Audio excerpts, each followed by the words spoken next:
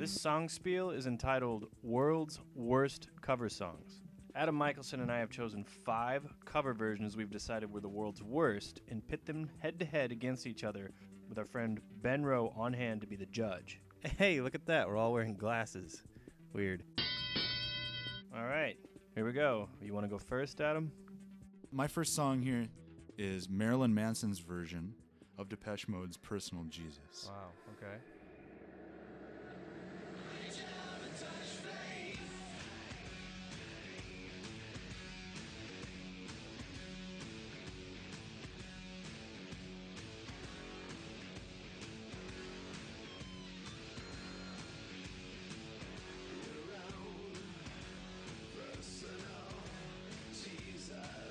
Truly vile garbage.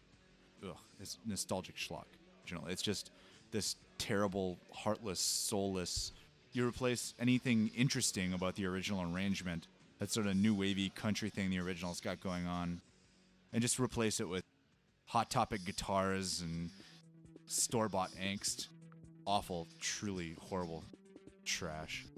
I wanted to add this fact. On the list of the top 10 most covered artists, and this is by way of recording, Beatles being number 1 by a long distance. Number 10 is Depeche Mode, which is a big surprise. Very strange. To me.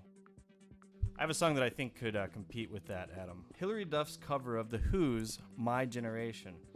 The song may not mean as much anymore, but this was considered a youth movement's anthem. She changes the line, "I hope I die before I get old," which is the most provocative line in the song, if you ask me, to "I hope I don't die before I get old," which is the exact opposite sentiment that The Who was trying to express in the song. That's incredible. Yeah, she really did piss on this one. So I'm going to play this one and see which one Ben hates more.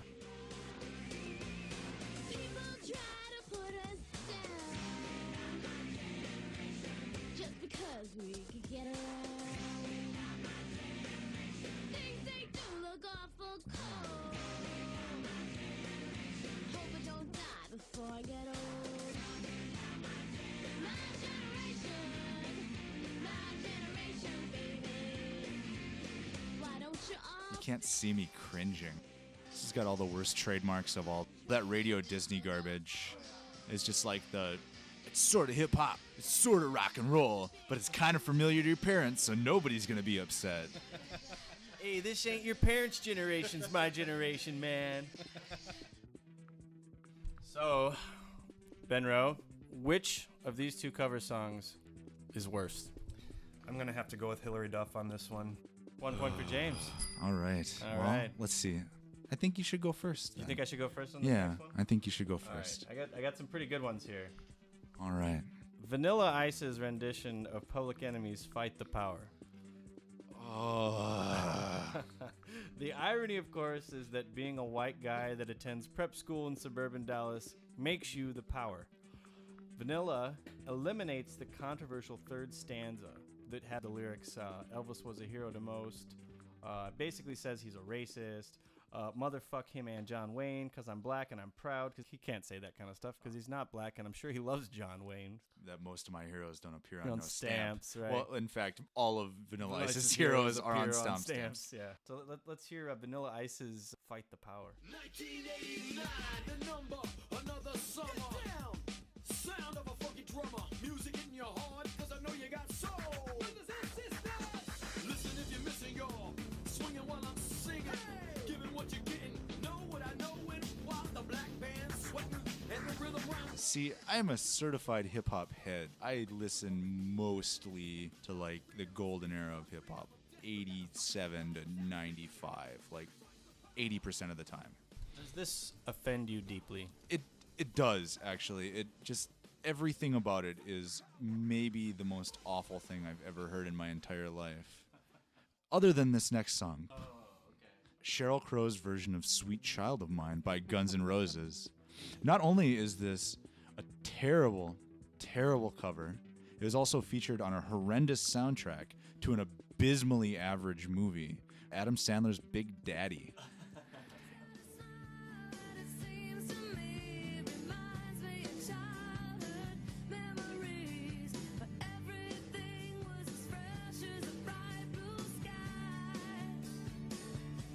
guilty of my least favorite cover song crime, which is the flipping of gender pronouns, replacing he's and she's, and replacing Slash's guitar solo coming up here with like a faux orchestra is really just a classy touch, Sheryl Crow. Because, you know, everybody's least favorite thing about Guns N' Roses is Slash's guitar solos, right? So your choices are Sheryl Crow's cover of Guns N' Roses' Sweet Child of Mine or Vanilla Ice's cover of Public Enemy's Fight the Power, Ben Rowe. Oh, this is really tough. Oh. I think I'm going to have to go with Sheryl Crow on this one. Wow, really? You're going to have to go with Sheryl Crow. I think some things are too bad to even win a hatred contest. And I think that's the category that cover, Vanilla Ice cover, might fall into. All right, let me go again first, because Sure. I just lost. So there's 1 point for me, 1 point for Adam. Okay, I read in a magazine years ago, Celine Dion's cover of AC/DC's You Shook Me All Night Long was voted by Ooh, it's a good one. Total Guitar Magazine as being, it was actually called sacrilege, but it was voted as being the worst cover song in the history of music. This is another example of the gender switching to make it applicable to the artist. Celine switches the directive to a man and includes the line, knocking me out with those American thighs. And which paints a funny picture of like a man with thick, creamy thighs. Like, and then I thought about Celine's husband, and that kind of applies to him, I guess. So, but I thought that one was too obvious. Did you choose that one? I did not. You did not. I felt like it was reaching for low-hanging fruit. Ah, okay, because I have a much better Celine Dion song. I did this Celine Dion covering Michael Jackson's Bad.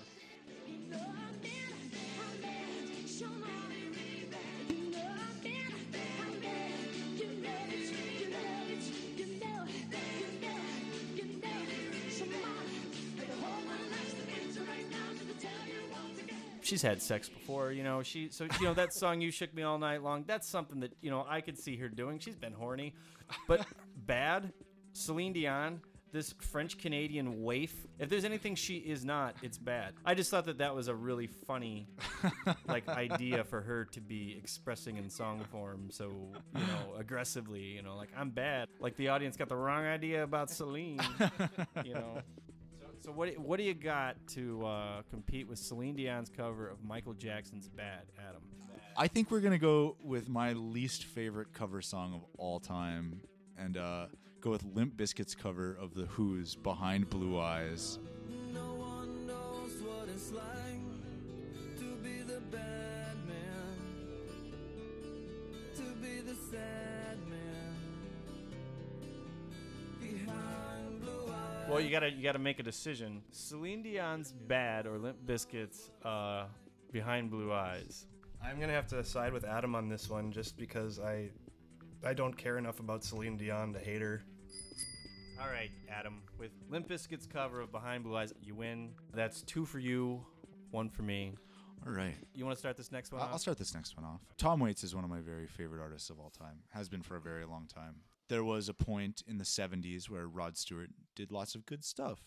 He's a good songwriter. Rod Stewart? Yeah, he wrote good songs. So, you'd think that, naturally, Tom Waits being covered by Rod Stewart, how can this be one of the worst covers of all time? And then you listen to Rod Stewart's cover of Downtown Train.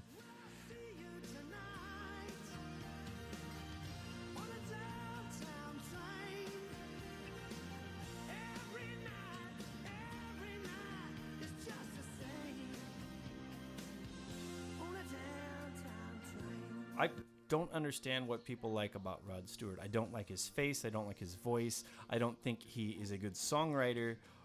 I feel like he brokered a deal with the devil that blinded the world to his lack of talent.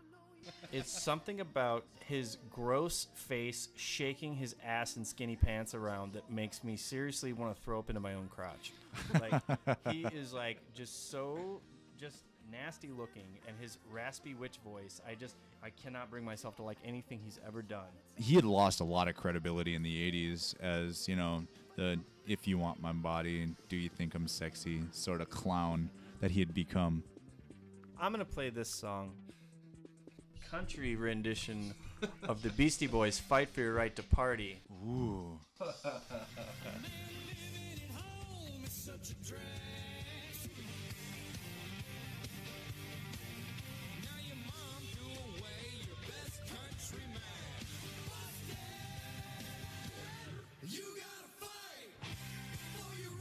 Wow.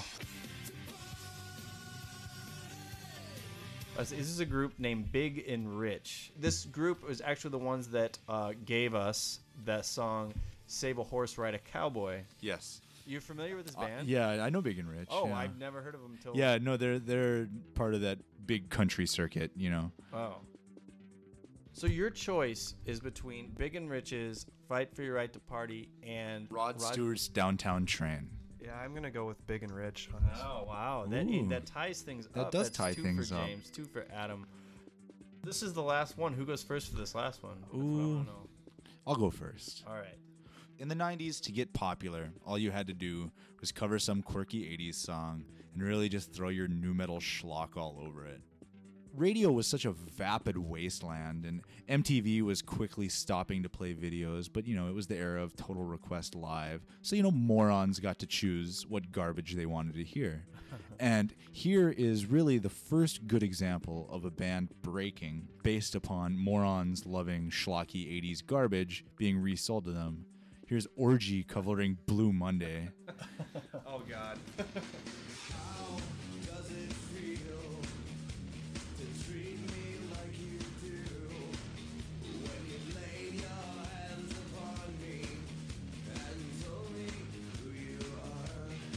I'm a big New Order fan, and I'm a big... And so is Ben Rowe, which I kind of feel like I should have taken into account. Ben Rowe has a Joy Division tattoo. Yeah, And and I have an orgy tattoo. So. outside of gamesmanship, though, even, the thought had crossed my mind, but really, I just really hate this song. Really? I'm sure that Ben has a long-standing hatred with that rendition. Last offering I have, I don't know if it's just going to be as powerful. The theme is worst cover song. It's not necessarily because somebody butchered a song you appreciate. Sometimes the original song sucks. Oh, yeah, for sure. This is an artist that I do respect covering a song that I deplore. Dolly Parton's version of the Collective Soul hit Shine. I don't want to knock Dolly, and I understand country artists covering contemporary songs to remain or appear relevant, but I didn't like this song when it came out in 93. I felt like the song and the band Collective Soul was a blatant stab at appealing to the new grunge market with the light, melodic, Smashing Pumpkins-esque sound that breaks into this like cool metal riff or whatever. Anyway, this is Dolly Parton's cover of Shine by Collective Soul. Lay me on the ground, fly me in the sky. Show me where to look and tell me what will I find?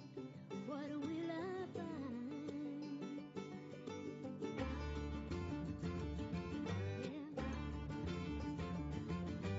Oh, heaven let your light shine down. I think with country cover songs, you got to look at what Johnny Cash did with the American Record series. And, a lot of artists probably saw that as a way forward, to like restore their relevance, because That's what I was kind of referring to. There were a couple covers that I wanted to hate, okay, but I couldn't. And one of them is Dolly Parton's version of Stairway to Heaven. A stairway to heaven. Another one is Glenn Campbell's cover of that Green Day song, Time of Your Life song. oh yeah, Not unlike Johnny Cash's Hurt. I never liked the song until Johnny Cash sang it. I never really liked the Green Day rendition of that song until I heard Glenn Campbell sing it. I hope you have the time of your life. It really brought something new out of it. All right, so this is 5. Okay, now we're all knotted up here. We're tied. 2-2, yeah. 2-2. So this last decision, Ben Rowe, it comes down to Shine by Dolly Parton or Orgies, Blue Monday. You guys are really putting me on the spot. I mean, on one hand, you have a terrible band covering a good song. Ultimately, the song is still good. It's just the people playing it are doing it poorly. And then on the other hand, you have a good artist covering a piece of crap that nobody cares about. No matter what decision I make, will both of you still be my friend after this? Maybe. Maybe. yeah, maybe. Well, since James, you live in Austin most of the time anyway, I'm gonna pick Orgy's Blue Monday. You're not picking it on. You're not picking on the actual song. You're picking No. on the fact that you don't have to see me as much. No, that was my decision anyway. Well, and that was a good choice for the last one. It was pretty near and dear to you. So that's so Adam wins. It's 3-2. It was a good bout. Yeah, you know. good bout. Yeah. Good. But some honorable mentions. Thank you for listening.